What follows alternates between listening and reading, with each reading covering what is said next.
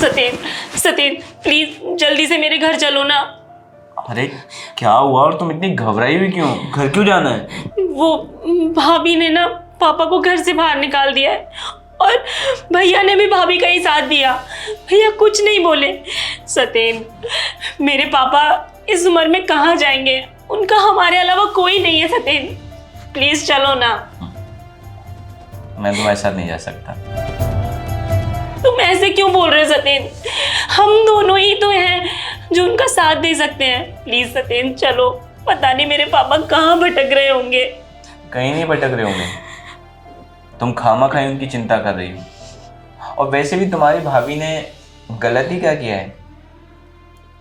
तुमने भी तो यही किया था ना मेरे पापा के साथ। रोजी, पापा के लिए खाना लगा दे। अरे यार सतेन, ये क्या है? मैं तुम्हारे पापा की नौकरानी हूँ क्या? वो खुद खाना नहीं ले सकते किचन से? मैंने शादी तुमसे तुम्हारे लिए की है, ना कि उनके लिए। मैं ऑलरेडी इतना थक जाती हूँ ना पूरे घर का काम करके। उनके कपड़े, उनकी दवाइयाँ, उनका 2 टाइम का खाना, सब कुछ मुझे खुद अकेले करना पड़ता है। अरे पागल हो क्या? क्या बोल रही हो? पापा सब कुछ सुन रहे हैं। अरे तो अच्छी बात है ना, वो ऐसे सुन ले, मुझे डायरेक्ट बोलना नहीं पड़ेगा। डायरेक्ट बोलूंगी तो मुझे भी अजीब लगेगा, ऐसे सुन ले तो ज्यादा अच्छा है, खुद ही समझ जाएंगे वो। यार सतेन, मैं ना तंग आ गई हूँ तुम्हारे पापा से। देखो आज तो तुम ना फैसला ले ही लो कि तुम अपने पापा के साथ रहना चाहते हो या फिर मेरे साथ। यार तुम कैसी बात कर रही हो? मैं अपने पापा को क्या घर से भगा दूं? तुम ये चाहती हो? हाँ मैं यही चाहती हूँ। यार पूरी प्राइवेसी खत्म हो गई है। मैंने शादी तुमसे इनकी वजह से नहीं की थी, मैं तुमसे प्यार करती हूँ, इनसे मेरा कोई रिश्ता नहीं है और मैं इतना सब इनके लिए नहीं कर सकती। यार रोजी बस करो, पापा है वो मेरे, ऐसे थोड़ी ना होता है। सतेन देखो, फैसला तुम्हारे ऊपर है, तुम उनके साथ रहना चाहते हो या फिर मेरे साथ, देख लो तुम, वरना फिर मैं अपने मायके चले जाऊंगी। क्या बोल रही हो? जो भी बोल रही हूँ सच बोल रही हूँ, फैसला तुम्हें लेना है, जा रही हूँ मैं। अरे रोजी, रोजी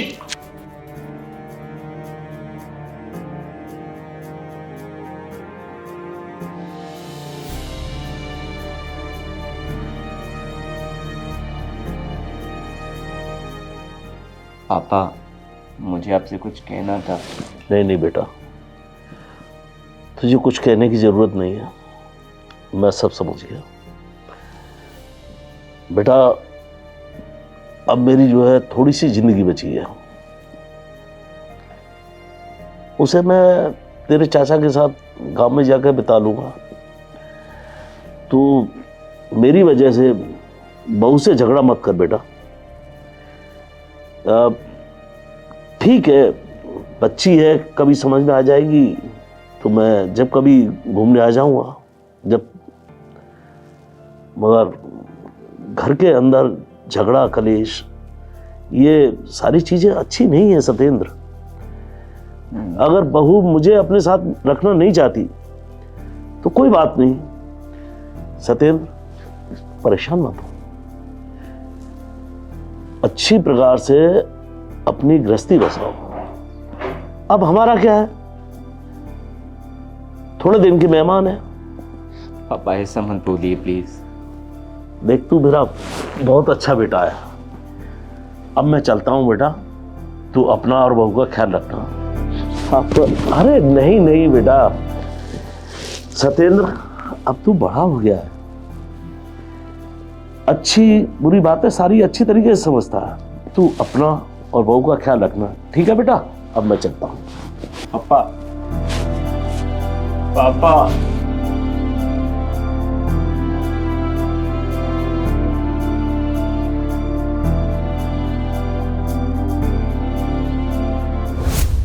तो आज जब यही सेम चीज तुम्हारे पापा के साथ हुई तो तुम्हें कितना दुख हो रहा है ना, कितना दर्द हो रहा है ना, क्योंकि ये तुम्हारे पापा की बात है। इसलिए तुम्हें पता है जब मेरे पापा घर छोड़ के गए थे ना तो मुझे कितना बुरा लगा था। अरे माँ बाप का बुढ़ापे में सहारा होता ही कौन है? उनके बच्चे। और तुमने मुझे मेरे पापा से अलग कर दिया। उन्हें मजबूर होके ये घर छोड़ के जाना पड़ा। क्यों?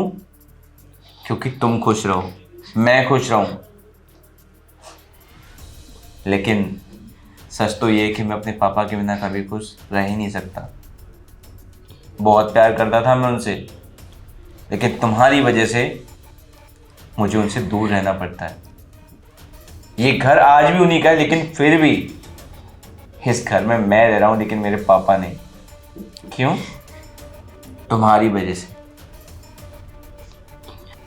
और वैसे ना तुम्हारे साथ ये बिल्कुल ठीक हुआ है, क्योंकि तुम शायद भूल गई हो ना कि कर्मा ऑलवेज वर्क। तो जैसा तुमने मेरे पापा के साथ किया था, वैसा ही तुम्हारी भाभी ने तुम्हारे पापा के साथ किया है।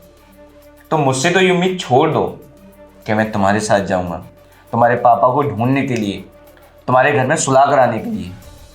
क्योंकि जो तुमने मेरे पापा के साथ किया है ना, वो जब तक तुम्हारे पापा के साथ नहीं होगा, तुम्हें इस चीज़ का एहसास नहीं होगा। और तुम्हें एहसास दिलाना बहुत ज़रूरी है। जाओ यहाँ से। सतीन, प्लीज मुझे माफ कर दो। कोई माफ़ी नहीं मिलेगी तुम्हें। तुम जैसी औरत के लिए ना यही सजा है।